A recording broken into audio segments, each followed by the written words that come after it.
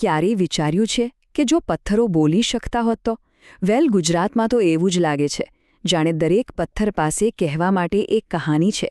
તો ચલો આપણે સાથે મળીને ગુજરાતના આ બોલતા પથ્થરોની 5000 વર્ષ જૂની ગાથાને સાંભળીએ. આ એક એવી સફર છે જે આપણને ભૂતકાળના ગૌરવમાં લઈ જશે અને એ રહસ્યો ખોલશે જે સદીઓથી દટાયેલા છે. સાચી વાત છે. ગુજરાતની ધરતીનો એનો કણેકણ ઇતિહાસથી ભરેલો છે. આપણે જે સ્મારકો જોઈએ છે ને, એ ખાલી પથ્થરની ઇમારતો નથી. ના, એ તો આપણી સંસ્કૃતિ, આપણી કળા અને હજારો વર્ષોની મહેનત, સંઘર્ષ અને જીતની જીવતી જાગતી નિશાનીઓ છે. તો આપણી આ સફર ક્યાંથી ક્યાં જશે?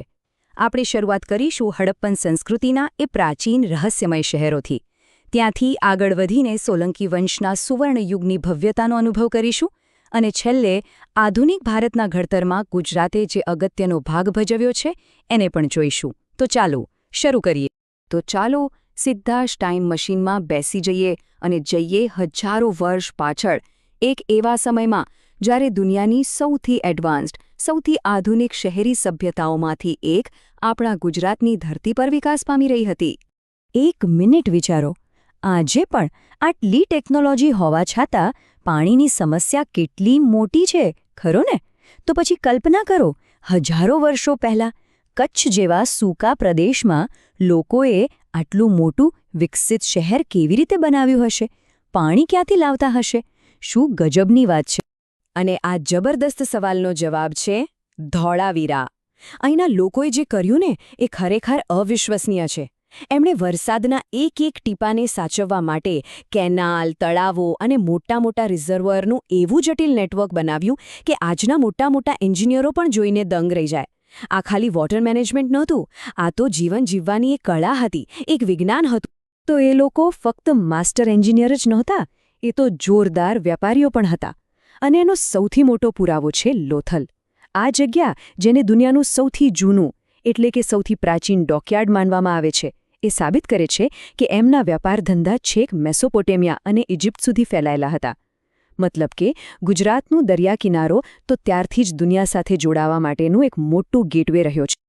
ચલો, હવે આપણી ટાઈમ મશીનને થોડી ફાસ્ટ ફોરવર્ડ કરીએ અને આવી જઈએ મધ્યયુગમાં, એટલે કે ગુજરાતના સુવર્ણકાળમાં. આ એક એવો સમય હતો જ્યારે કારીગરો પથ્થરો પર હથોડીથી કવિતા લખતા હતા અને એમની ભક્તિ શિલ્પોમાં જાણે જીવંત થઈ ઉઠતી હતી. જરાક કલ્પના કરો, આપણે પાટણની પ્રખ્યાત રાણીની વાવના પગથિયા ઉતરી રહ્યા છીએ. આ ફક્ત પાણી મેળવવા માટેની વાવ નથી, આ તો જમીનની નીચે બનાવેલો એક આખો મહેલ છે. રાણી ઉદયમતીએ પોતાના પતિની યાદમાં બનાવેલું આ સ્મારક જાણે કે એક ઊંધું મંદિર હોય એવું લાગે છે. અને જેમ જેમ નીચે ઉતરીએ તેમ દિવાલો પર હજારો દેવી દેવતાઓ અને અપ્સરાઓની કોતરણી આપણને એક અલગ જ દુનિયામાં ખેંચી જાય છે. અને હવે વાત કરીએ મોઢેરાના સૂર્ય મંદિરની. આ જગ્યા ફક્ત શ્રદ્ધાનું કેન્દ્ર નથી, આ તો પ્રાચીન ભારતના ખગોળશાસ્ત્ર અને આર્કિટેક્ચરનું જીવતું જાગતું ઉદાહરણ છે. રાજા ભીમદેવ પહેલાંએ આ મંદિરને એવી ચોકસાઈથી બનાવડાવ્યું હતું કે વર્ષના અમુક ખાસ દિવસોએ સૂરજનું પહેલું કિરણ સીધું ગર્ભગૃહમાં રહેલી મૂર્તિ પર જ પડે.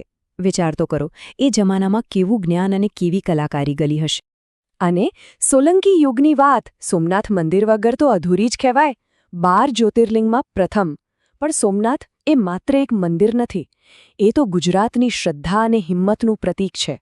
ઇતિહાસ ગવાહ છે, એના પર કેટલાય હુમલા થયા, એને તોડવામાં આવ્યું, પણ દરેક વખતે એ પહેલાં કરતાં પણ વધુ ભવ્યતાથી ફરી ઊભું થયું છે. આ આપણી સંસ્કૃતિની તાકાત છે, એની અમરતાનો જીવતો જાગતો પુરાવો છે. ગુજરાતની આ જ તો ખાસિયત છે. એ હંમેશાથી અલગ સંસ્કૃતિઓ માટે એક સંગમ સ્થાન રહ્યું છે. જેમ અલગ નદીઓ આવીને સમુદ્રમાં ભળી જાય, બસ એ જ રીતે અહીંયા જુદા વિચારો, ધર્મો અને કળાની શૈલીઓ એકબીજામાં ભળી ગઈ. અને એમાંથી જ એક તદ્દન નવી, એકદમ યુનિક આર્કિટેક્ચરલ સ્ટાઇલનો જન્મ થયો. અને આ સંગમનું સૌથી બેસ્ટ ઉદાહરણ જોવું હોય તો એ છે ચાંપાનેર પાવાગઢ. અહીંયા શું જોવા મળે છે? એક જ જગ્યાએ એક તરફ હિન્દુ મંદિરોના શિખર આકાશને આંબે છે, તો બીજી તરફ મસ્જિદોના સુંદર ગુંબજ દેખાય છે. આ ઇમારતો એ સમયની વાર્તા કહે છે જ્યારે અલગ સમાજના લોકો એકબીજાની કળા અને સંસ્કૃતિને માન આપતા હતા અને સાથે મળીને કંઈક નવું, કંઈક સુંદર બનાવતા હતા. નંબર 1. આ આંકડો ગુજરાત માટે શું અર્થ રાખે છે? વેલ, આ ખાલી એક નંબર નથી, આ તો એક બહુ મોટા ગૌરવની વાત છે. જી હા, અમદાવાદ, ભારતનું પહેલવહેલું યુનેસ્કો વર્લ્ડ હેરિટેજ સિટી. એક એવું શહેર જ્યાં એક તરફ સદીઓ જૂની પોળોની ધબકતી સંસ્કૃતિ છે, તો બીજી તરફ સિદ્દી સૈયદની જાડી જેવી પથ્થરમાંથી બનેલી કવિતા પણ છે. આ શહેરનો તો ખૂણે ખૂણો ઇતિહાસની સાક્ષી પૂરે છે. અને હવે આપણી આ ઐતિહાસિક સફર આવી પહોંચી છે આજના યુગમાં, આધુનિક સમયમાં. એક એવો સમય જ્યાં ગુજરાતે ફક્ત શાનદાર ઇમારતો જ નથી બનાવી, પણ આખા દેશના, આખા રાષ્ટ્રના ચરિત્રને ઘડવામાં એક બહુ જ મહત્વનો ભાગ ભજવ્યો છે. ગુજરાતનો જે આધુનિક વારસો છે ને, એ બે મજબૂત પાયા પર ઊભો છે. દેખાવમાં ભલે બંને અલગ લાગે, પણ એકબીજાના પૂરક છે. જુઓ, એક તરફ છે સાબરમતી આશ્રમની એકદમ સાદગી, એ જગ્યા જ્યાંથી ગાંધીજીએ ફક્ત અહિંસાના હથિયારથી દુનિયાની સૌથી મોટી સલ્તનતને હલાવી દીધી. અને પછી બીજી તરફ છે સ્ટેચ્યુ ઓફ યુનિટીની વિરાટતા, જે અખંડ ભારતના શિલ્પી સરદાર પટેલને આપેલી એક અદ્ભુત શ્રદ્ધાંજલિ છે. તો એક આપણને સાદગીની શક્તિ શીખવે છે, તો બીજું એકતાની તાકાત. અરે, આ તો ફક્ત થોડાક જ ઉદાહરણો હતા. ગુજરાતનો ઐતિહાસિક વારસો તો એક વિશાળ ખજાના જેવો છે, જે ખૂટે જ નહીં.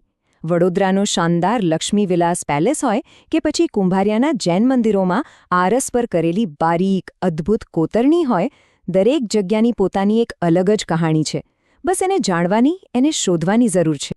તો આખરે આ પથ્થરોની કહાણી આપણને શું શીખવી જાય છે? એ આપણને બતાવે છે કે ગમે તેવી મુશ્કેલ પરિસ્થિતિ હોય, નવા વિચારોથી રસ્તો કાઢી શકાય છે.